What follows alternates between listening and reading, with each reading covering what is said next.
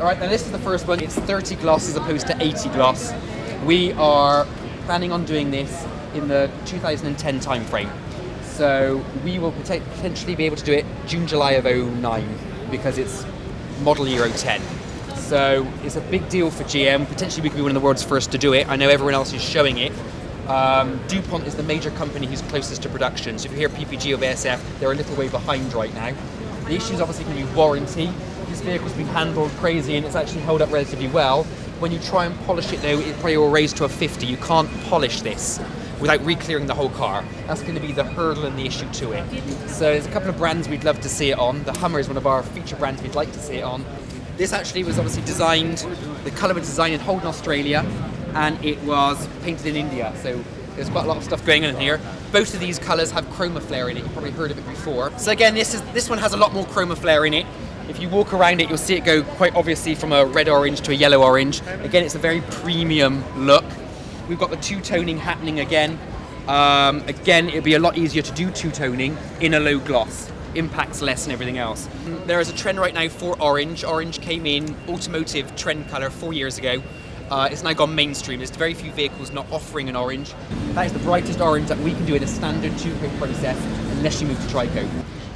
Tri-coats is obviously the big deal. Everyone's now showing them. White tri-coats are the industry standard on tri-coats, the 3-layer process. Now this one actually sparkles a lot more. This has glass flake in it. This is another thing we're trying to pursue for production. Obviously glass is very durable, environmentally friendly, so we could use a lot of it if we wanted, and it gives a real sparkle to a colour.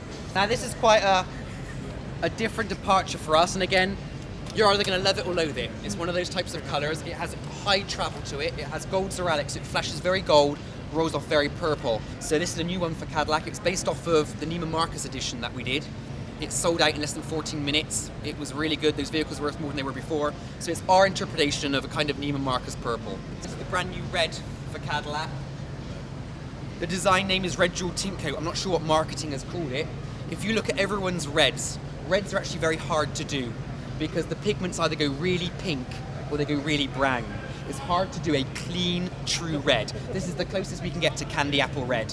So colour is a really interesting thing to play with. We've done some studies over the years, and one we found that the average consumer, when they walk into a dealership, 39% will leave and go to a totally different brand if they can't get the colour they want. So colour plays a huge importance in automotive. Another study was done, just general product design, and it found that the average consumer of a product makes a subconscious decision within 90 seconds whether they like it or not. And between 62 and 90% of that is based on colour alone. So it's huge. Wow. So it really is important. Now I know that there's been a huge sea change in people's mentality for a long time. Green was, bad luck. Nobody, right. What are the trends right now? Yeah, actually, green's a very interesting one. Green was the #1 selling colour in automotive, late 80s, early 90s. Okay. And from then on, it started dropping off. And all the greens were in that mid-value. What we're noticing in design right now is all about extremes. And this is just a lifestyle trend. Extreme reality TV, extreme sports, you're seeing that. And in colour, the same thing's happening. It's extremely dark or extremely bright, extremely matte or extremely glossy, extremely fine or extremely coarse.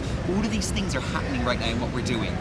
A lot of what was happening with automotive product, they were seen as very cold and sterile environments. So through soft touch paint, ergonomic design and soft handled fabrics and materials, you get that more personal attachment to the product and that more emotional connection, which is a very important thing. In terms of technology of paint, tri-coats is the big development. It's a multi-layered process. GM were the first in '83 to do a white tri-coat on Cadillacs and Buicks. It's now the industry standard. Toyota and Lexus, Nissan and Infiniti, everyone has the whites. We're moving into coloured versions. Very soon we'll be offering a coloured tri-coat that will be the world's first, and we're very excited.